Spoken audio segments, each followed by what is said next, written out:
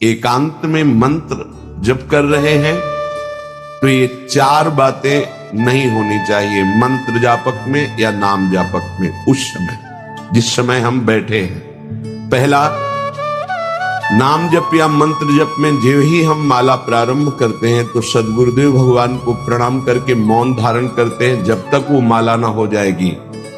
अत्यंत आवश्यक होने पर भी माला पूरी ही करनी है, तब बात करनी है। मंत्र जाप में ये नियम होना चाहिए।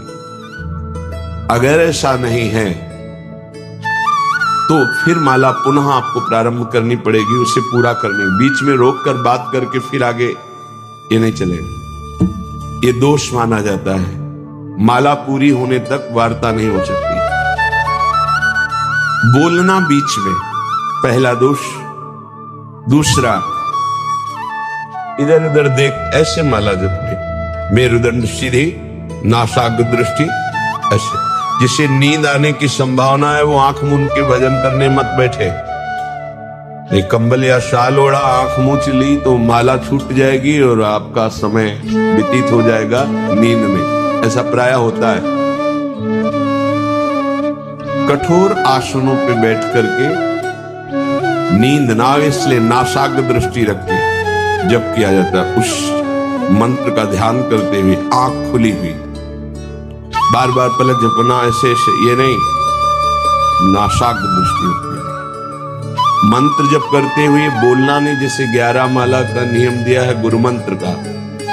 तो जिनकी विशेष विशेष सेवाएं हैं, जब आपको समय मिले, जितना मिले अधिक से अधिक आप मंत्र जाप करें। जब आप आसन पे बैठकर मंत्र जाप कर रहे हैं तो बोलना नहीं है, माला पूरी होने पर ही बात करें अगर कोई अत्यंत आवश्यक है। दूसरा, इधर उधर गर्दन हिलाना, देखना ये नहीं। मेरुदंड सीधी, आंख खुली हुई, आंख मूंद के नहीं जपना। एक महाभागवत की पत्नी निरंतर भगवदाकार वृत्ति में रहती थी। तो उनके पति जब पूजा में बैठते तो आंख मूंद करके बैठते, ध्यानस्थ है। एक बार उन्होंने पूछा, प्रभु आपके आंख मूंदने और आंख खोलने में अंतर पड़ता है क्या? उनका पड़ता है। बोले आपकी पूजा अधूरी। हम चाहे बाहरी दृष्टि में हो या आंतरिक दृष्टि में हो, एक ही चिंतन होना चाहिए। आंख खुली हो या आंख बंद, तभी सच्चा उपासक है। तीसरा, हिलना मंत्र जाप के समय। ये कीर्तन में हो सकता है, पद गायन में हो सकता है, लेकिन मंत्र जाप के समय हिलना नहीं, ये नहीं। गर्दन घुमाना, बात करना। चौथा, हंसते हुए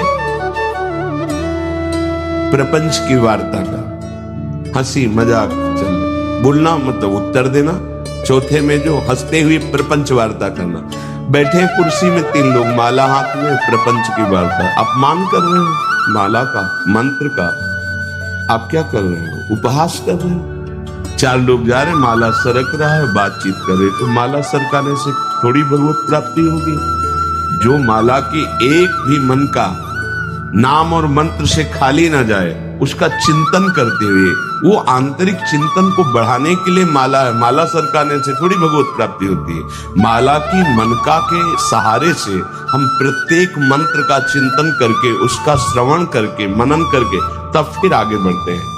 ये थोड़ी कि जल्दी जल्दी किसी किसी की माला को तो देखते हैं कि इतनी रफ्तार से कैसे चल सकती है। अगर हम केवल राधा नाम भी जपें तो इतनी रफ्तार से नहीं चल सकता, क्योंकि हमें लिखना है राधा राधा।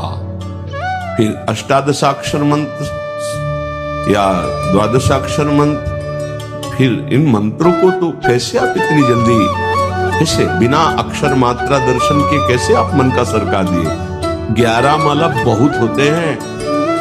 अगर जिस पद्धति से कहते 11 माला कर लो तो बहुत जल्दी मानसिक सिद्धि प्राप्त हो जाए। सामने मंत्र लिखा हुआ है, हर बार नवीन मंत्र की रचना कर रहे हैं। हर मन के पे, एक मन के पे पूरा मंत्र लिखा, फिर एक मन के पे पूरा मंत्र, फिर मन। देखो मन कहां भाग के जाएगा। मन निर्विषय हो जाएगा, सच्चिदानंद की तरफ दौड़ पड़ेगा मन। जब के समय किसी को उत्तर देना, इधर उधर देखना, शरीर को हिलाना, हंसते हुए हंसी मजाक वार्तालाप करना, 4 बातें जब में निषेध है।